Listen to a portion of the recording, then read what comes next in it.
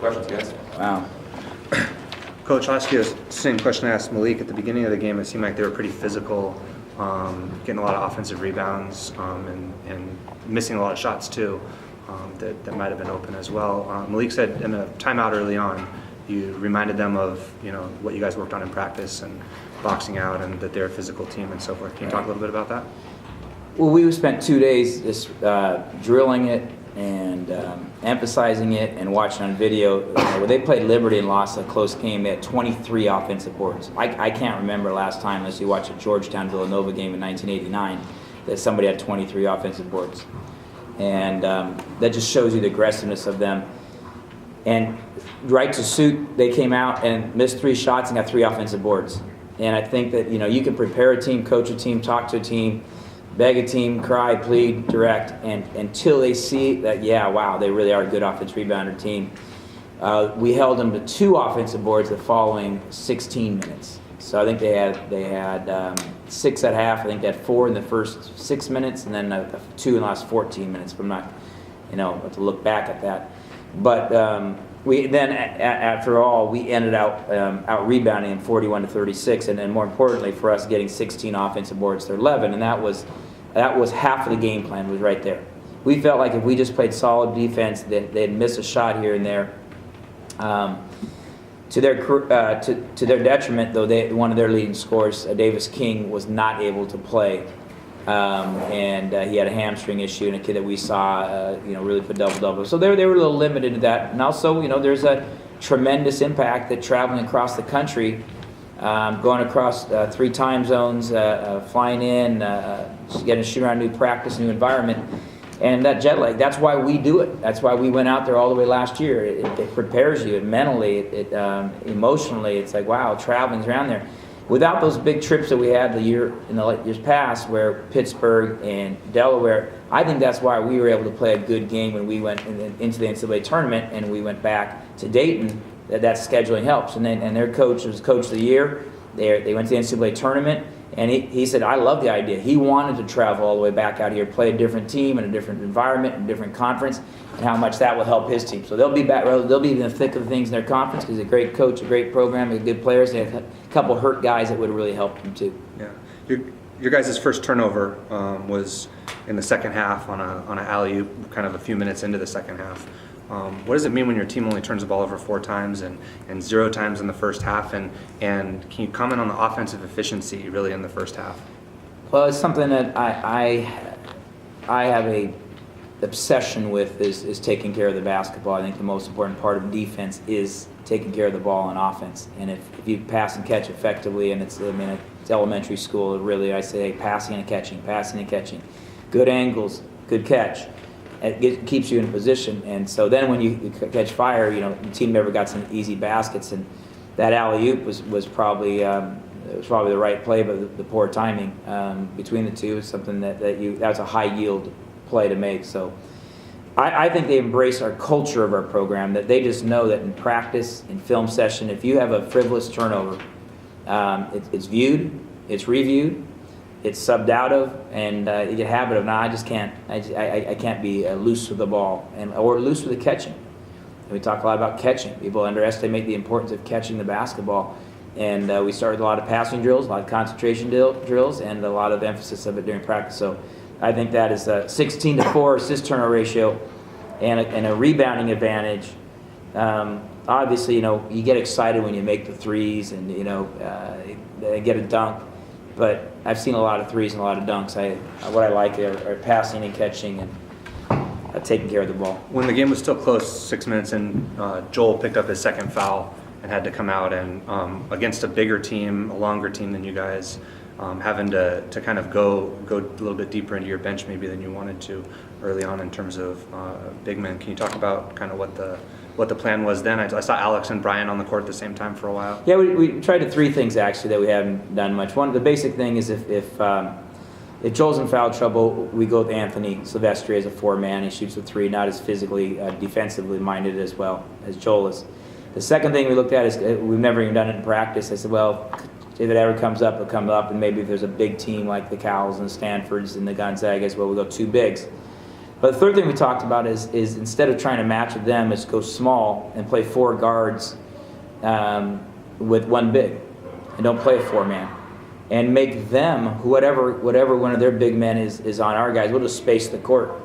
And really, when we went on a run, we had Reese and Kyle and Malik and Ridge, even I think David. But we had 4 guards out there that could pass, dribble, and shoot and space the floor.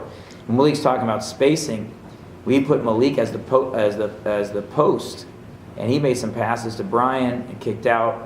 And David turned the corner and kicked out. So I thought that was a critical part, is that we're trying to make you play to our strengths sometimes, and that was kind of a new wrinkle for us that we'll continue with. Yeah, Ridge isn't a guy who I would say lacks confidence, but it seems like tonight, I mean, it was just at kind of the high Ridge Shipley level, kind of kicking it up a notch, at least kind of how it looked, and attitude-wise, kind of what Ridge can do at this level maybe. Can you talk about his game tonight? Ridge has become a really good student of the game. Ridge is willing to watch video. He was a good student last year. I'd say he's a very good student this year. Last year he was willing to watch, but he was surprised when he saw things. Now he likes to watch it, and he implements quickly. The assist that he had underneath the Joel, which was from the exact same play he had the night where he made a pass without dribbling it. He just caught it in the zone and pierced it right inside there. And then we talked about his timing of his shots. Being the patience of a great hunter. You wait. Then the opportunity happens, and pounce on it. And I thought his timing of what he did when he did tonight was really at A level. He just really felt like he was controlling the game. And I think Malik and Ridge are learning how to play together. I was a point guard in college my senior year. They started another point guard with me, and we looked at each other like, how do you play? You don't have the ball. It took us about 2 or 3 weeks, and we're like, wow, it's actually going to be a lot of fun. We had 2 great ball handlers, 2 great penetrators, got it in here and there, so that's been a big, a little adjustment, but a big advantage for us. That's why we have ball control. Team played efficiently and well. I'm wondering how much you do from your point of view to aspire confidence in guys like Ridge and Joel coming off of last year. You just kind of get out of the way and let them play. I really think there is an important couple things that you got to do. First and foremost, they got to work to build them. And confidence comes because you did something, you put time into it. You go into a test and you haven't studied much. This is a good analogy for students out here that actually will watch this. But if you put 3, 4, 5, 6 hours into studying one chapter, you feel confident you're going to get it right, and I've got this. If you put 3, 4, 5, 6 hours on one part of your game on a weekly basis during the summer, the off season, you feel like I'm better. If you put those 3, 4, 5, 6 hours into weight training, I'm stronger. If you're willing to look at the film and the extra sessions of reviewing it, I'm smarter. Those two have improved because they put work into it. I don't believe in false praise. We give guys nothing if they haven't earned it, and so they know if I say he has a great job, it's a great play, and that's real. And if it's not, and we say you're not getting it done. You're not taking it serious. And if it's just okay, we say, you know what, you're very pedestrian. That's just an average person doing an average job, and we're not going to get where we want to go. So I'm pretty direct in my feedback, but they're very serious about where we want to go as a program and improvement. And I'm glad you recognize that Ridge has improved, Joel has improved, Reese Morgan got healthy. There's some things out there that we're seeing our guys. I think David, you can't tell much, but his shot is much better. But he had wrist surgery, and by the end of the summer, he was really knocking shots down. Then he had the wrist surgery, so we're looking at probably struggling for the year with just the constant reminder of what's going on with his right wrist surgery, of course, of all things. So. You talked about earlier, after San Francisco State, earlier in the week, that you brought up the stat, so did Jivo, the first time that 2 teams coming off a tournament berth played in Mott. They seem to have a pretty, you'd say, tournament-like atmosphere. How do you prepare your team for that? Because it seemed like you guys responded pretty well to the atmosphere you were talking about. Everything was ideal. We had our best practice of the year yesterday. It was the most physical practice, the most intense practice, the most verbal practice. Our coaches were excellent. Our film session was excellent.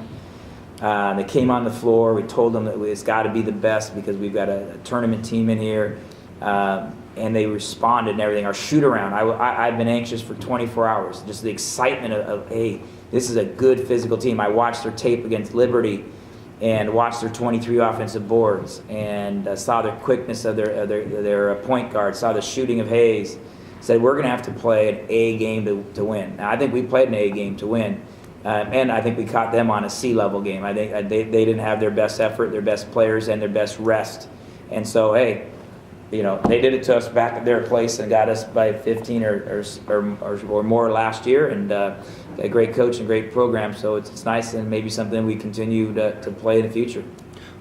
On a Friday night when there's 3 or 4 local high school playoff games going on in football, the students came out tonight and filled up the opposite side, more than they have.